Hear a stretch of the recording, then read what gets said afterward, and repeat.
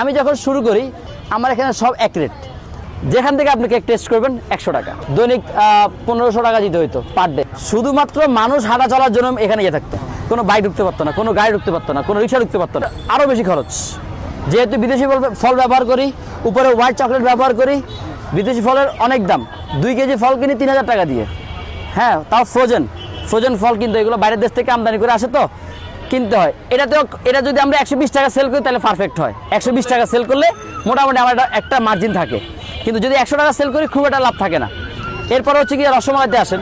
রসমালাইতে কিন্তু আমাদের হিউজ দুধ ব্যবহার হয়, বিশেষ করে লিকুইড দুধটা বেশি, কারণ যেহেতু আমরা রসমালাইটা হোমমেড বাসায় বানাই, পাউডার দুধ ব্যবহার করতে হয়, গুঁড়া দুধ ডিম ব্যবহার করতে হয়, প্লাস হচ্ছে কি আপনার লিকুইড দুধ ব্যবহার করতে হয়। বাটারস্কচেও মোটামুটি ভালো মানের বাটার দিতে হয়।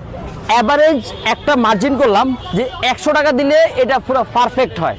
এটা হচ্ছে গিয়ে 2 বছর আগের কথা বলতেছি, তখন প্ল্যানিংটা চলতেছিল।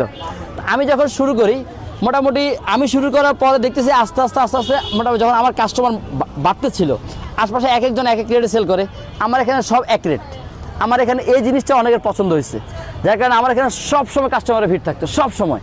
আমার এই ভিড় দেখে এখন সবাই কী করছে, বাকি যত কেক দোকানদার আছে, যাদের 120 টাকা ছিল, 150 টাকা ছিল, তারাও 100 টাকা করে ফেলছে। যার 80 টাকা 50 টাকা ছিল, সেও 100 টাকা করে ফেলছে। মানে পুরো এখন আগারগাতে পুরো 100 টাকা ছড়াছড়ি। যেখান থেকে আপনি কেক টেস্ট করবেন 100 টাকা। এটা আমি ভাইরাল হওয়ার 1-1.5 বছর 2 বছর আগের কথা বলতেছি। তখন থেকে আমি যখন আসছি, আসার পর থেকেই আগারগাতে কেকের মানে যারা হচ্ছে গিয়ে ধরেন 150-200 টাকা করে যার কাছ থেকে জ্যাম নিয়েছিল, তখন নেওয়ার একটা রিজন ছিল। তখন ডিএলসি যখন মেলা করতাম, তখন হিউজ একটা অ্যামাউন্ট দিতে হতো তাদেরকে, দৈনিক 1500 টাকা দিতে হতো পার ডে। তো একটা স্টলে ধরেন তখন যদি 5টা কেক সেল করে, 5টা কেকে যদি 1500 টাকা যদি আমি মেলার ইভেন্টকে দিয়ে ফেলি, আমার লাভটা কই থাকে?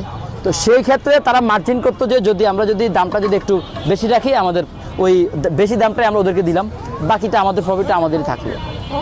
কথা হচ্ছে এটা, যার কারণে তখন এক একটা এক এক দাম ছিল। আমি আসার পরে এই জিনিসটা চেঞ্জ হয়ে গেছে। তখন পুরো আগারগাতে শুধু 100 জার কেকও ছিল। আমার এখানে জার কেক যে পরিমাণ চলতো, মেলাতে আমার পুরো এই টেবিলটা পুরো জার কেক থাকতো, ফুল জার কেক থাকতো পুরো 100-120। আমি হাইস্ট 170টা পর্যন্ত জার নিয়ে আসছি এখানে, 170টা 100 টাকা করে সেল করতাম, মানে অলমোস্ট 17,000 টাকার শুধু জার কেক। আমি এগুলো যখন দিয়েছি মেলা করতাম, তখন এখানে যেই পরিমাণ ভিড় হইতো, শুক্রবারে তো মানে সব বন্ধ করে দিত, চারপাশ সব বন্ধ করে দিত একদম, শুধুমাত্র মানুষ হাঁটা চলার জন্য এখানে।